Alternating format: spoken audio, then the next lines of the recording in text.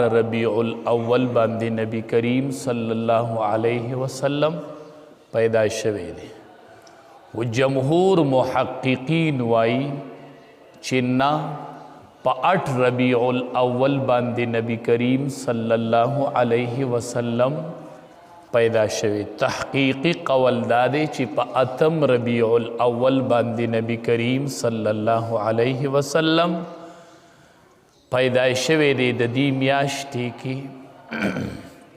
پکار دا ده چې مونږ او تاسو د رسول الله صلی الله علیه وسلم د حالاتو نه لږ ځان خبر کو د امام الانبیا لږ پیژنګلي خو وکړو د ټولو نه اوله خبره د نبی کریم صلی الله علیه وسلم نسب مبارک دی چې د نبی کریم صلی الله علیه وسلم خاندان او نسب سو د پلار نومې سو د نیکه نومې سو چې په حیثیت مسلمان خو د دین واقف وي او د دین خبر خو وي کم از کم یو څو پشته خو چې ورته د نبی کریم صلی الله علیه وسلم نسب او خاندان خو یو څو پشته یادي قیصر روم د ابو سفیان نه تپوسو کو د نبی کریم صلی الله علیه وسلم په باره کې وی کوي په نسبه د نسب څه دی دا د نبوت دعوه چې کړې ده دا څنګه سړی دی د نسب په اعتبار سره ابو سفیان ورته وی هغه خود لوی نسب خاوند دی ډیر اعلی او شریف خاندان سره تعلق ساتي نو قیصر روم ورته وی دا د نبوت نښه ده چې الله تبارک وتعالی انبیا په ډیر اعلی او اشرف خاندان او نسب کې رالیږي خپل نبی کریم صلی الله علیه وسلم یو ورځ صحابه کرامو ته دا آیات مبارک فرمایو لقد جاءکم رسول من انفسکم نبی کریم صلی الله علیه وسلم ورته فرمایل لقد جاءکم رسول من انفسکم د انفس و فضای انفس ہوئی د انفس معنی دا عمدہ بہترین خاندان او بہترین نسب والا مطلب دا ویتا سو ټولو کې زما خاندان اشرف او اعلی او اوچت تے انا سید ولد آدم یوم القیامہ د قیامت په ورځ به زه د ټول بني آدم سردار یم د ټول بني آدم د ټولو پیغمبرانو څومره بني آدم چې دي د هغې سردار به زه یم الله به یې دا سرداري په ورځ د قیامت ښکاره کړي او ځکه به یې د قیامت په ورځ ښکاره کوي چې پته به ولګي اوس خو څه امتونه شته او څه نشته که نه نو قیامت کې خو به ټول امتونه جمع نو نبی کریم صلی الله علیه وسلم وفرمایل انا سید ولد آدم یوم القیامه د قیامت په ورځ به زه د ټول بني آدم سردار یم د ټول نوع انسانی سردار او اشرف زه یم الله ډیر ښکلی خاندان ورکړی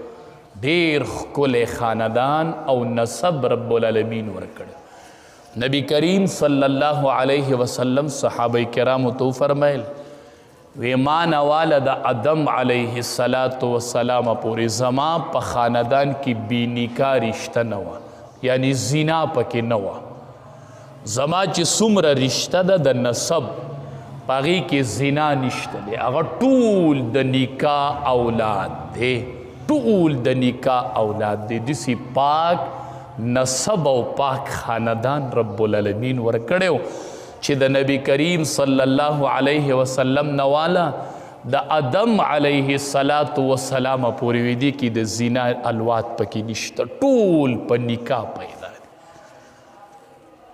نو پکار دا ده چې لږ ډېر موږ مسلمانانو ته خو د نبی کریم صلی الله علیه وسلم څه خاندان څه پشتونه خو یادي بعضې علما وایي څه خاندان یادول او دا په مسلمانانو لازم دي ګورې لکه مونږ وایو د نبی کریم صلی الله علیه وسلم د خاندان خو چې یو 15 پشته خو راته یاد دا مسلمان له ضروري خبره ده دا زنانه له ضروری ده، ماشوم له ضروری ده، نارینه له ضروری ده، بوډا او ځوان له ضروری ده.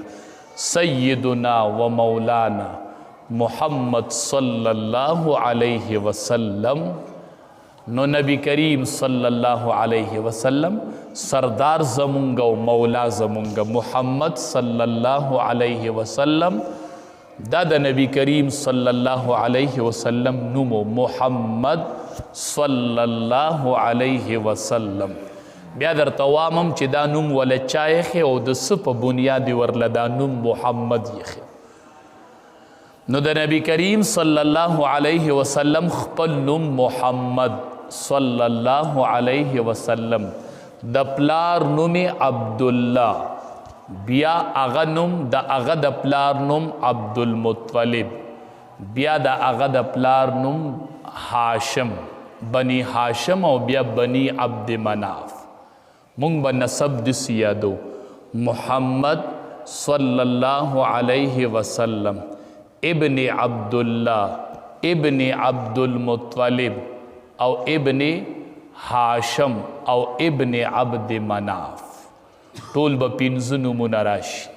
محمد یو، ابن عبدالله دوه، ابن عبدالمطلب درې، ابن هاشم څلور، ابن عبد مناف پنځه پوښته شول. کم از کم چې دا ټولو ته یاد چې زمونږ د پیغمبر نوم محمد صلی الله علیه وسلم، د پلار نوم عبدالله، د هغه د پلار نوم عبدالمطلب، د هغه د پلار نوم هاشم او د هغه د پلار نوم عبد مناف. چې دا مسلمان ته یادي کم از کم به حیثیت مسلمان هر زنانه او نارینه او لوی او بالغ او نابالغ ټولو ته دا یاد. دا یو تعارف دی. امام بخاری رحمت الله علیه د عدنان پوری ذکر کړي دي دا سلسله. بهر صورت دا ډیره یو پاکه سلسله ده د نبی کریم صلی الله علیه وسلم د خاندان، ډیر ښکلی اشرف خاندان رب العالمین ورکړ. او چې کله نبی کریم صلی الله علیه وسلم پیدا شو په دې میاشت د پیدایش سره د پیدایش په شپه د آتش پرستو اور مړ شو او د بنګلو نه خښتې راوغورځېدلې، لوی لوی انقلابات، یو دریاب اوبه وچې کړلې، نښې رورې ښکاره شولې چې نبی آخر الزمان مورې وی زه اینم چې دا ستوري کته راګزاریږي او ما کره ررتاویږي. دا حالات د نبی کریم صلی الله علیه وسلم د پیدایش سره شروع شو. هلته خو تورات او انجیل او د مخکنو کتابونو کې نښې ذکر وې که نه چې نبی آخر الزمان به راځي. نو د بی بی آمینې د ګیډې مبارکې نه نبی کریم صلی الله علیه وسلم پیدا شو. امام الانبیاء پیدا شو.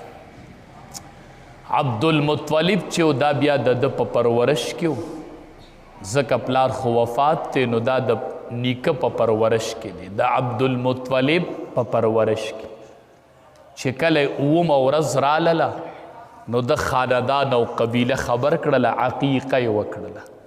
د نبی کریم صلی الله علیه وسلم د پیدایش خوشحالي کوي. خلق خبر کو عقیقه وکړله د نبی کریم صلی الله علیه وسلم. خلق رای ورکولی دا نوم ږدو دا نوم ږدو دا نوم ږدو. عبدالمطلب وی نوم بی محمدی، محمد صلی الله علیه وسلم. د خوبم لیدلی و چې داسې یو هلک په پیدا کیږي، ټول مشرق او مغرب پورې علاقې به روښانه کیږي او ټول به په ایمان راوړي. نو دوی نوم به یې محمد او دا نوم یې ورله ځکه په دې بنیاد محمد کېښوده چې د محمد معنی د صفت کړلی شوی او تعریف کړلی شوی وي. ما ته علم دی چې ټوله دنیا به د ده تعریفونه کوي، ټوله دنیا به د ده خپوله راځي. دا آبادونه چې دا خښتې ررتاویږي، دا اورونه چې مړه کیږي او دا دریابونه چې وچیږي نو دکې څه کمالات شته دی. نو د ده نوم به یې محمد صلی الله علیه وسلم. دا نوم یې ورله کېښود په اوومه ورځ، عقیقه یې ورله وکړله او ختنه سنت د نبی کریم صلی الله علیه وسلم. دې باره کې روایات مختلف دي. یو روایت کې دا راځي چې امام الانبیاء مختون پیدا شوی، پیدایشي طور امام الانبیاء سنت. یو روایت کې دا راځي چې نه عبدالمطلب ورله ختنم وکړله په 9 ورځ. خو علما وایي دواړو روایتونو کې تطبیق ممکن دی چې خود پیدایش شوی و سنت کړلی شوی چې پیدا شو نو سنتو، خو عبدالمطلب ورله په 9 ورځ باندې د هغې ختنې تکمیل وکړو.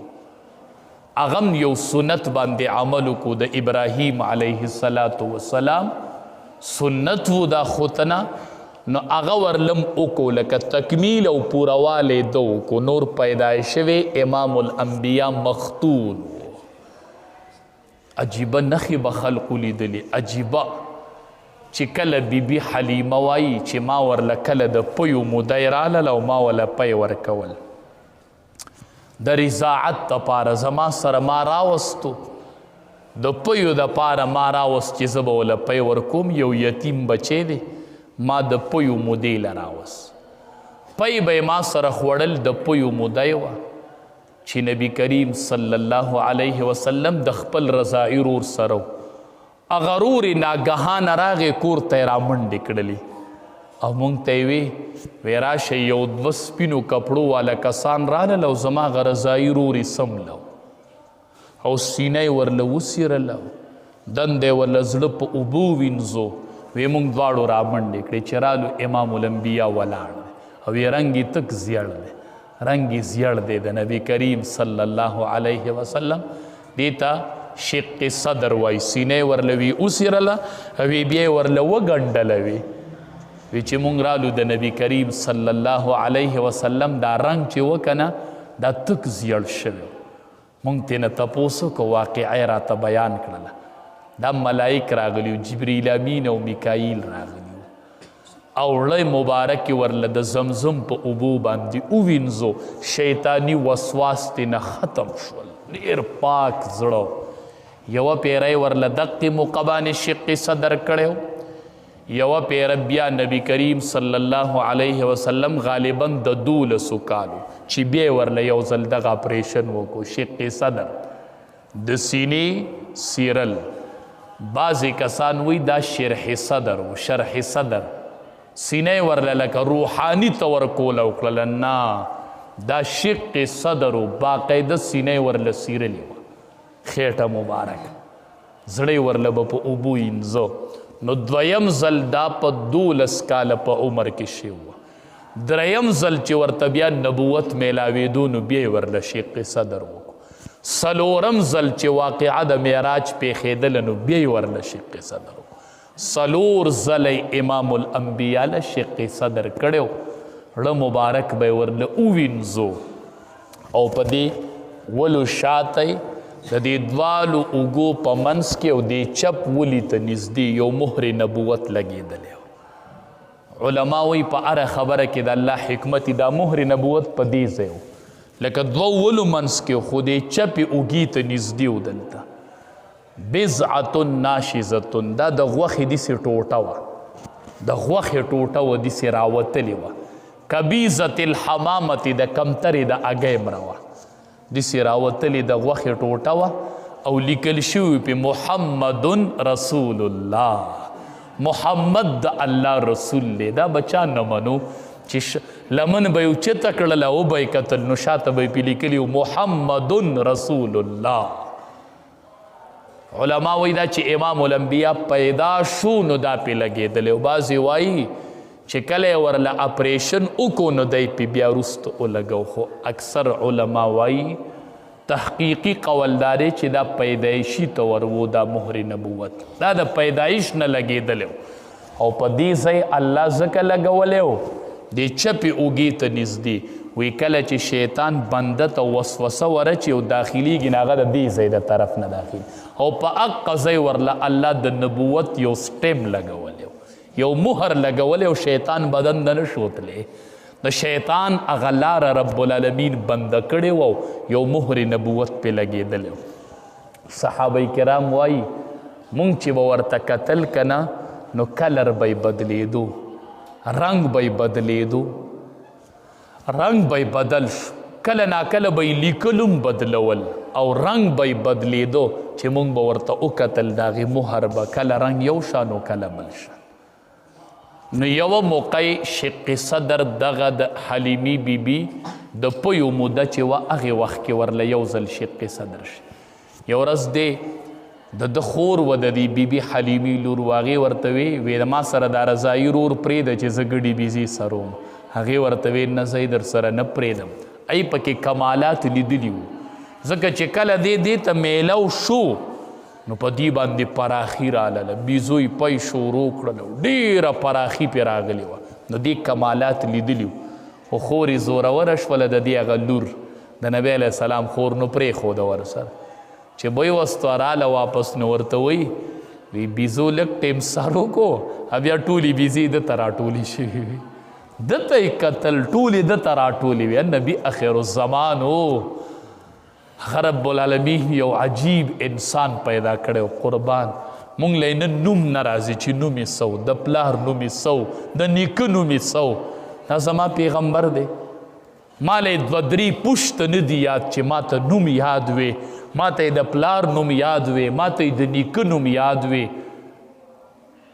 ما ته شق صدر یاد وې، ما ته معجزه د شق القمر یاد وې چې مشرکین راغونډ شول وی ایمان به راوړو خو د سپوږمۍ که دې په منځ دوه کړل چې داسې اشاره وکړله سپوږمۍ ته، نیمه یو غر طرف ته لاړله او نیمه بل طرف ته. دومره وخت جدا وه لکه د مازدیګر نه واله د ماښام د مانځه پورې، لکه دومره فاصله دا سپوږمۍ جدا پرته وه، جدا.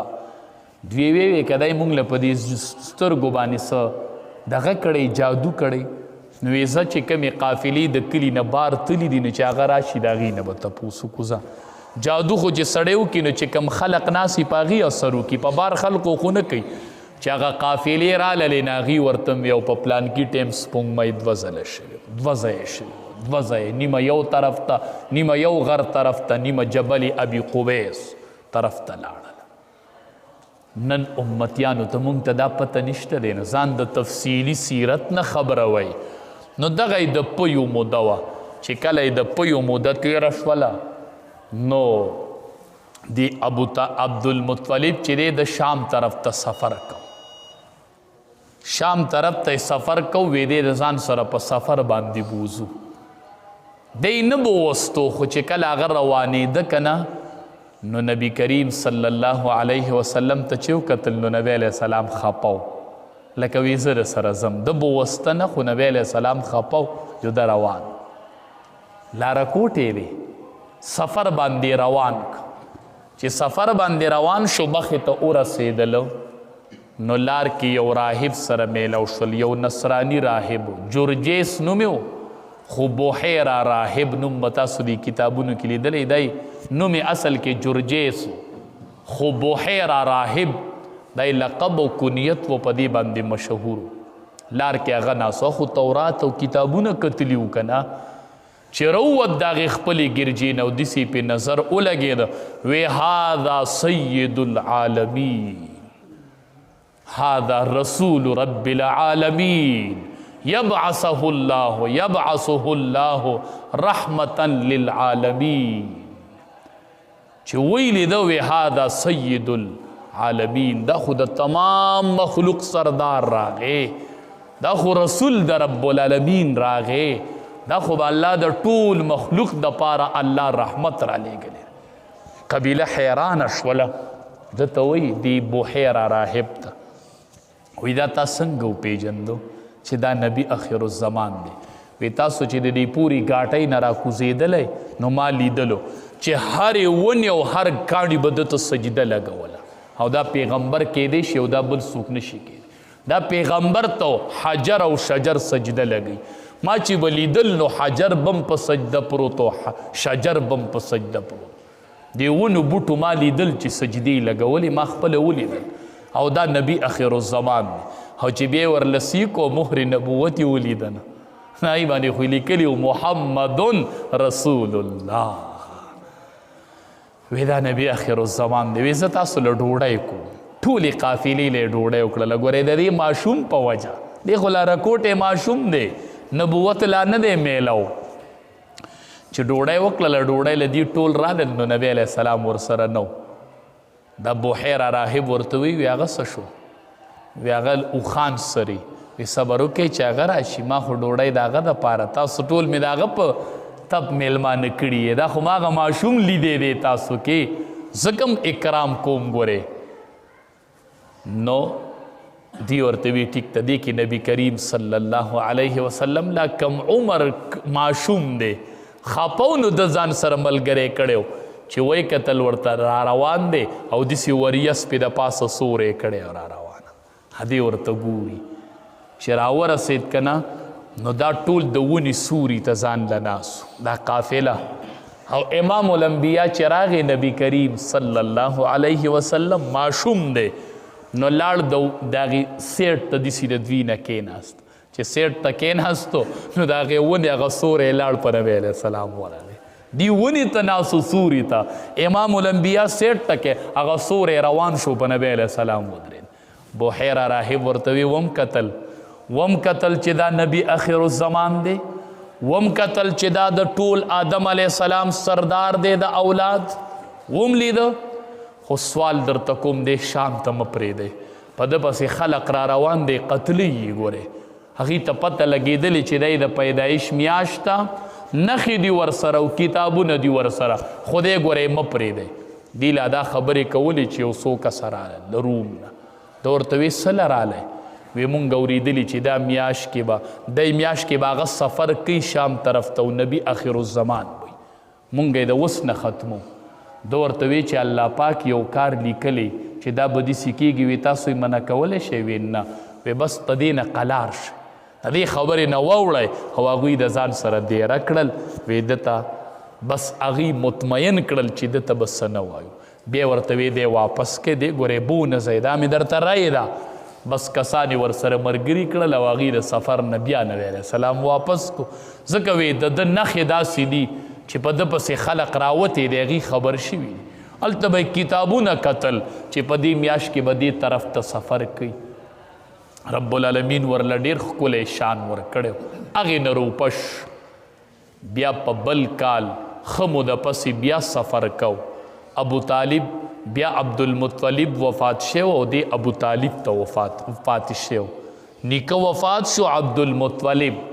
وی چې عبدالمطلب وفات شو د جنازې کټې داسې روانو نو ام ایمن وی نبی علیه السلام خو راکوټې وی ما دته کتل دی پسې شاته روانو د سترګو نه یې اوښکې به یې دي، پرورش یې کړی و، بابا یې و، پرورش یې کړی و. وی ما لید چې دا نبی علیه السلام ډېر راکوټې او داسې پسې روانو د سترګو نه یې اوښکې به یې دي، سترګې اوښکې بهولې او په نیکه په کټ پسې شاته روان. هغه وفات شو، هغه دی ابو طالب ته پرېښودو چې ته به د خدمت کوي، ته د پرورش به کوي. هغه بیا یو سفر یې د هغه سره کو شام طرف ته. نو چې بیا ورلل نو بل راهب باندې ورلل، بل راهب یې ولیده، هغه چې پې نظر ولګېد وی چې هو وهو نبیون، بس دا نبی دی، دا نبی دی، دا نبی دی، دا نبی دی بس. او دا اخیری پیغمبر دی، مونږ نښې لیدي دي، مونږ نښې لیدي چې دا نبی آخر الزمان راغلی دی. هغه دویم سفر شام ته وشو. بیا نبی کریم صلی الله علیه وسلم تجارتی سفر کوي. هغې وخت کې چې تجارتی سفر یې کو، مال یې د خدیجه رضی الله تعالی عنها چې وه هغې ورله خپل مال ورکو، ځکه دی نومونه اورېدلي وو چې امین دی، صادق دی، رښتینی دی. هغې ورله خپل مال ورکو، تجارتي سفر یې وکړو. نو هغې کې ځان له میسره د دې یو غلام و چې هغه ورسره لاړ، نو هغه چې کوم حالات ولیدله وی چې غرمه به و نو سوری به پې د پاسه روان، او چې بیه یې کوله که نه، اول تجارت په سفر کې تلی دی، بیه کوي بیه. نو چې بیه یې کوله نو ورته وایي هغه کس ورته وی دا سیز به درکم خو د لات او د عزات په نوم قسم وخوره. نبوت لا نه دی میلو شوی، عمر لا تقریبا 25 سال دی. نبی علیہ السلام ورته وی زه په لات او په عزات